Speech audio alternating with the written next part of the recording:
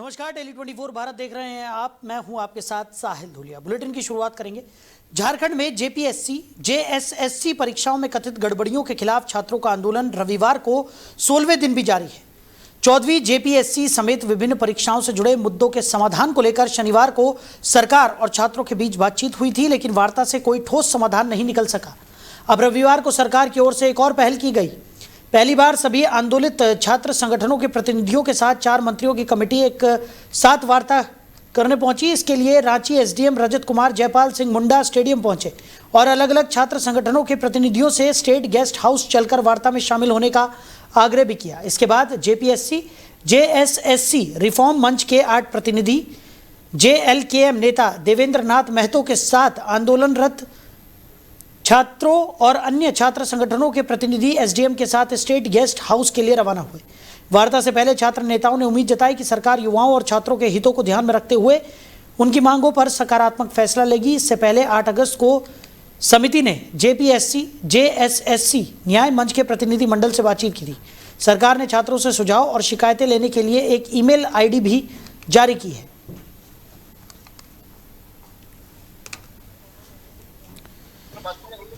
तो खबर पर ज्यादा जानकारी के लिए हमारे सहयोगी अजीत हमारे साथ जुड़ गए। अजीत, क्या कुछ निकलकर सामने आ रहा है? जेपीएससी और जेएसएससी में जो कथित गड़बड़ियां हुई हैं उसको लेकर छात्र लगातार आंदोलनरत है। सरकार से 2 दौर की बातचीत भी हो चुकी है, लेकिन अभी तक कोई ठोस समाधान निकलता हुआ नजर नहीं आ रहा है।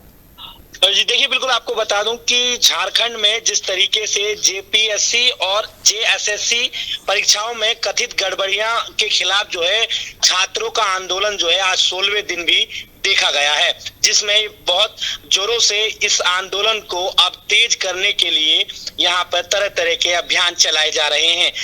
दरअसल आपको बता दें, ये 14वें दिन जब जेपीएससी समेत विभिन्न परीक्षाओं से जुड़े मुद्दे के वो समाधान को लेकर शनिवार को सरकार और छात्रों के बीच में जो बात हुई थी उस बात में कोई ठोस समाधान नहीं निकल पाया, जिसके बाद अब रविवार को भी सरकार की ओर से एक पहल की गई है, जिसमें पहली बार सभी आंदोलित छात्रों और संगठनों के प्रतिनिधियों के साथ 4 मंत्रियों की कमेटी का एक विस्तार वार्ता की जा रही है, जिसमें इसके लिए रांची एसडीएम रजत कुमार जयपाल सिंह मुंडा स्टेडियम पहुंचेंगे और अलग अलग छात्र संगठनों के प्रतिनिधियों से स्टेज गेस्ट हाउस चलाकर वार्ता में शामिल होने का भी उन्होंने आग्रह किया है। फिलहाल इसके बाद जेपीएससी और जेएसएससी रिफॉर्म मंच के 8 प्रतिनिधियों को लेकर जो जेएलकेएम नेता देवेंद्र नाथ महतो के साथ आंदोलन कर रहे थे, वो उन्होंने अब यहाँ पर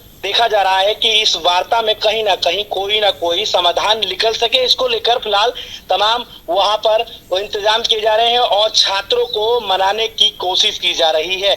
फिलहाल जिस तरीके से दिल्ली जंतर मंतर पर पेपर लीक को लेकर जिस तरीके से धर्मेंद्र प्रधान का इस्तीफा हुआ, अब दूसरी तरफ झारखंड में भी ये देखने को मिल रहा है। अब यहाँ पर आंदोलनकारी जो है वो काफी ज्यादा तादाद में यहाँ संख्या में छात्र जो है वो पहुंच रहे हैं। ये दूसरा सबसे बड़ा आंदोलन माना जा रहा है, जिसमें अब सरकार से सीधी बात करने के लिए छात्र जो है वो तैयार है, लेकिन अब देखना होगा कि किस तरीके से इस वार्ता में छात्रों का समस्या का समाधान या इस पर जो कानून बनाए गए हैं उस पर क्या लागू होता है। फिलहाल छात्र और सरकार से सीधी बात की वार्ता जो है वो की जा रही है और वहां पर देखना होगा कि पहली वार्ता में कोई ठोस समाधान नहीं निकल पाया। उसको लेकर अब ये देखा जा रहा है कि झारखंड में जिस तरीके से छात्र जो हैं अब सड़कों पर भी और इसके बड़ा आंदोलन करने की तैयारी में है।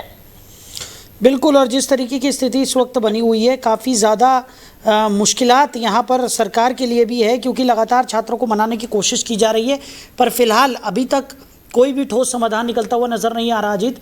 और जिस तरीके से छात्रों का जो आंदोलन है वो लगातार व्यापक होता हुआ नज़र आ रहा है, क्योंकि कई छात्र संगठनों का समर्थन उन्हें मिल गया है, विपक्षी दलों का समर्थन भी उन्हें मिलता हुआ नज़र आ रहा है और लगातार भूख हड़ताल भी छात्रों की जारी है, जिससे जो खबर निकल कर सामने आई थी कि कई छात्रों की तबीयत पर भी इसका असर पड़ता हुआ दिखाई पड़ रहा है।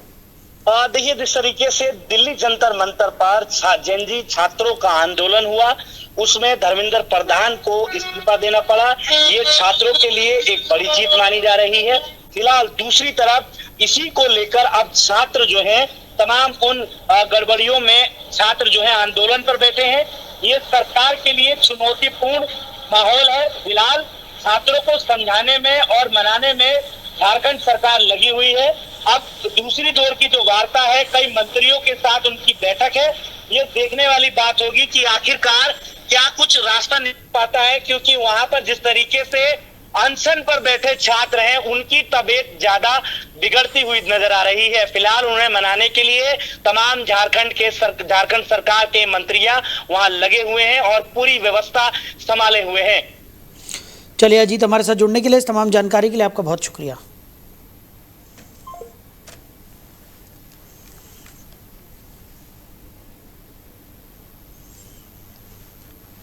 तो जेपीएससी और जेएसएससी के छात्रों का आंदोलन लगातार जारी है। 4 मंत्रियों की कमेटी छात्रों से वार्ता करने के लिए भी पहुंची है।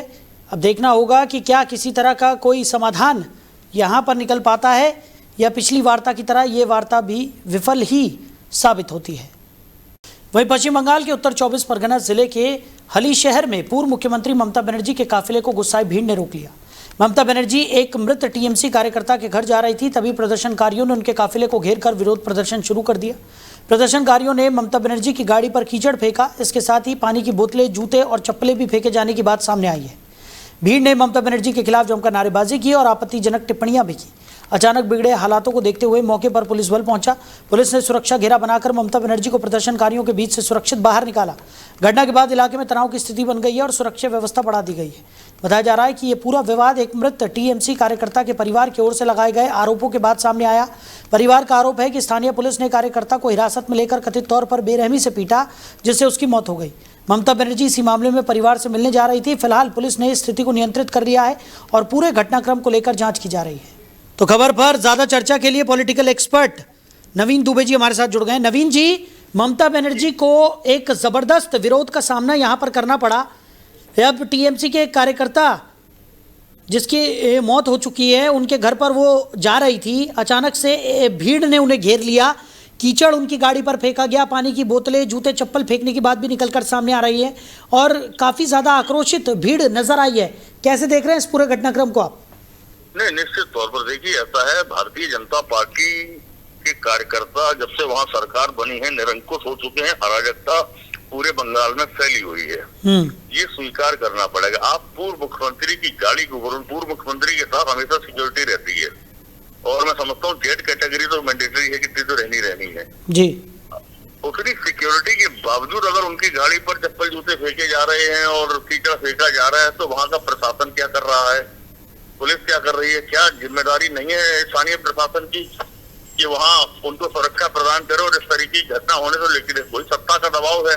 तो ये जो परंपरा राजनीति में इस तरीके की अब डेवलप हो रही है, वो कहीं ना कहीं देश भर में चिंताजनक है। आप आज सरकार में हैं, कल कोई और भी हो सकता है।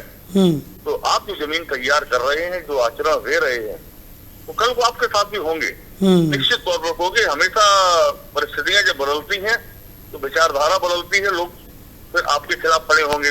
मैं समझता हूँ इसकी कड़ी कार्रवाई इस पर होनी चाहिए। शुभेंदु अधिकारी जो वहाँ के मुख्यमंत्री हैं, उनकी जिम्मेदारी बनती है कि इसकी जांच कराएं और जो भी लोग दोषी हैं उनको दंडित किया जाए। इस तरीके की परंपरा किसी भी राज्य में, देश के अंदर नहीं होनी चाहिए कि आपकी वैचारिक लड़ाई हो सकती है, व्यवहारिक लड़ाई नहीं बननी चाहिए। इस तरीके से पूर्व मुख्यमंत्री के ऊपर हमला हो रहा है, वो गलत है, उसको स्वीकार नहीं किया जा सकता, करना भी नहीं चाहिए। और पिछले कुछ समय से हम लगातार देख भी रहे हैं नवीन जी की किस तरीके से ममता बनर्जी की मुश्किलें जो हैं वो लगातार बढ़ती हुई नजर आ रही है। एक तरफ पार्टी के अंदर का जो गतिरोध है वो भी निकलकर सामने आ रहा है, दूसरी तरफ इस तरीके की चीज़ें, और पश्चिम बंगाल में उनको कई जगहों पर विरोध का सामना लगातार करना पड़ रहा है।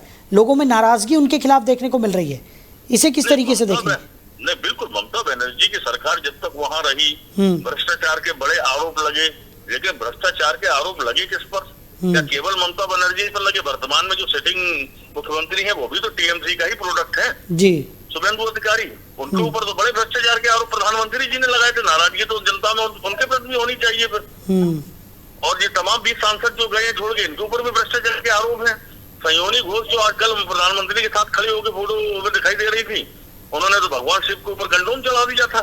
उसके प्रति नाराजगी नहीं है तो सनातनी सरकार आप बोलते हैं अपने आप को, तो क्यों नहीं विरोध किया जा रहा है? सयोनी घोष का होना चाहिए ना, लेकिन नहीं हो रहा है। तो इसका मतलब ये मान लिया जाए कि सरकार को समर्थन प्राप्त है ऐसे उपद्रवियों को और आतताइयों को जो पूर्व मुख्यमंत्री के ऊपर हमले कर रहे हैं और आप शांत बैठे। अगर बड़ी कार्रवाई हो जाएगी तो मैं समझता हूँ कि इस तरीके की चीजें घटित नहीं होंगी।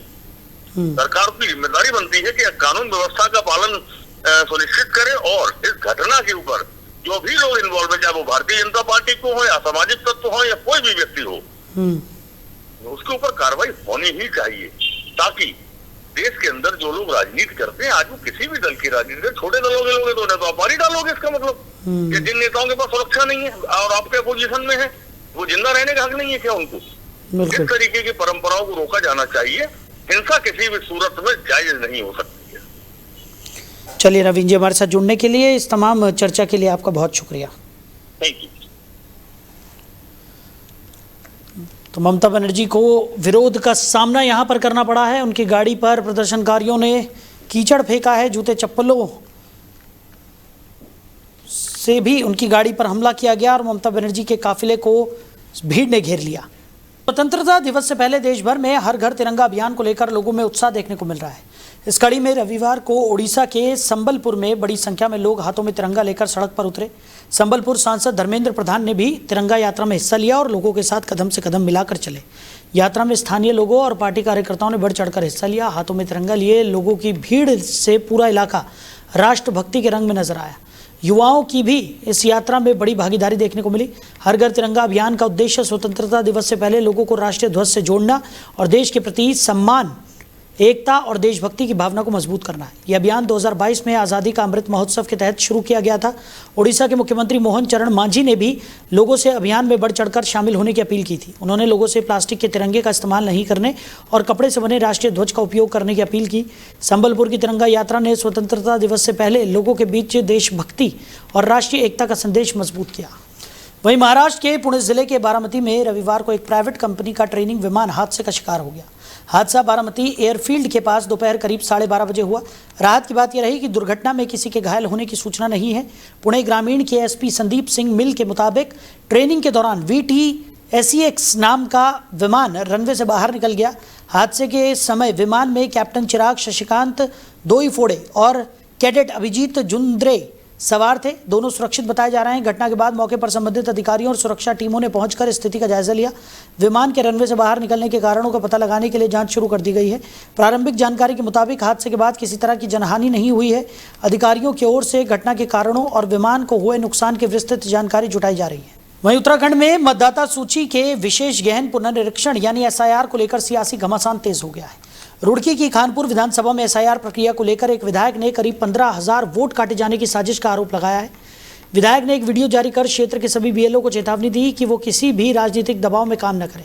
उन्होंने कहा कि बिना जांच और सुनवाई के किसी भी मतदाता का नाम नहीं काटा जाना चाहिए। विधायक ने आरोप लगाया कि कुछ लोग एक ही व्यक्ति के नाम पर 27 से 32 तक आपत्तियां दर्ज करा रहे हैं। विधायक ने कहा कि यदि इस तरह की कार्रवाई जारी रही तो वो मामले को लेकर हाईकोर्ट का रुख करेंगे। हालांकि प्रशासन की ओर से अभी इन आरोपों पर कोई आधिकारिक प्रतिक्रिया सामने नहीं आई है। उत्तराखंड में SIR अभियान के तहत अब तक करीब 20.27 लाख मतदाताओं को नोटिस दिए जाने की जानकारी सामने आई है। इनमें अधिकारी, जनप्रतिनिधि और राजनीतिक नेताओं के परिवार के सदस्य भी शामिल हैं। कांग्रेस ने SIR प्रक्रिया पर सवाल उठाते हुए अपने समर्थकों को चुनिंदा तरीके से निशाना बनाने का आरोप लगाया है। वहीं बीजेपी से नियमित मतदाता सत्यापन प्रक्रिया बता रही है। कांग्रेस ने कार्यकर्ताओं से दावे और आपत्तियों की प्रक्रिया पर नजर रखने को कहा है। वहीं यमन के हूती विद्रोहियों ने सऊदी अरब के जिजान में स्थित आरामको रिफाइनरी को ड्रोन से निशाना बनाने का दावा किया है। तो हूतियों के मुताबिक यह हमला सऊदी अरब की ओर से की गई कथित हवाई घुसपैठ के जवाब में किया गया। हूती विद्रोहियों का आरोप है कि सऊदी ड्रोन ने यमन के सादा और हज्जा प्रांतों के हवाई क्षेत्र में कथित तौर पर प्रवेश किया था। इसके बाद जवाबी कार्रवाई करते हुए जिजान स्थित आरामको रिफाइनरी को ड्रोन हमले का निशाना बनाया गया।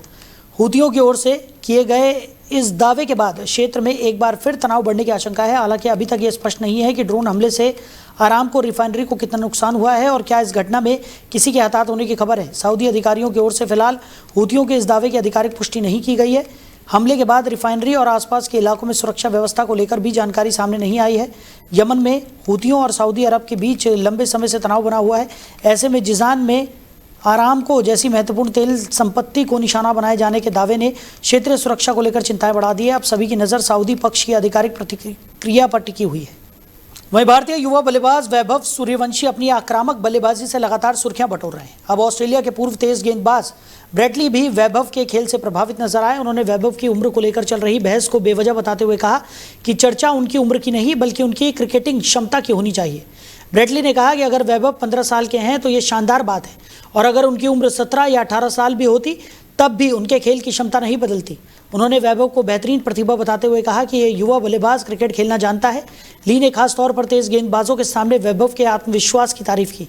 आईपीएल 2026 में सनराइजर्स हैदराबाद के खिलाफ वैभव की 97 रन की पारी उन्हें प्रभावित करती हुई नजर आई। उन्होंने कहा कि तेज रफ्तार और शॉर्ट गेंदों के बावजूद वैभव ने अपना आक्रामक अंदाज नहीं बदला। हालांकि ली ने वैभव को सलाह दी कि इतनी कम उम्र में मिलने वाली शोहरत और बढ़ती उम्मीदों को संभालना उनके लिए सबसे बड़ी चुनौती होगी। टीम मैनेजमेंट को भी उन पर अनावश्यक दबाव नहीं डालना चाहिए। ली ने कहा कि अगर वो वैभव को गेंदबाजी करते तो उनके शरीर को निशाना बनाकर बाउंसर डालते और बल्लेबाज के जवाब के बावजूद अपनी रणनीति जारी रखते। तो फिलहाल इस बुलेटिन में मेरे साथ इतना ही। आप बने रहिए। नमस्कार।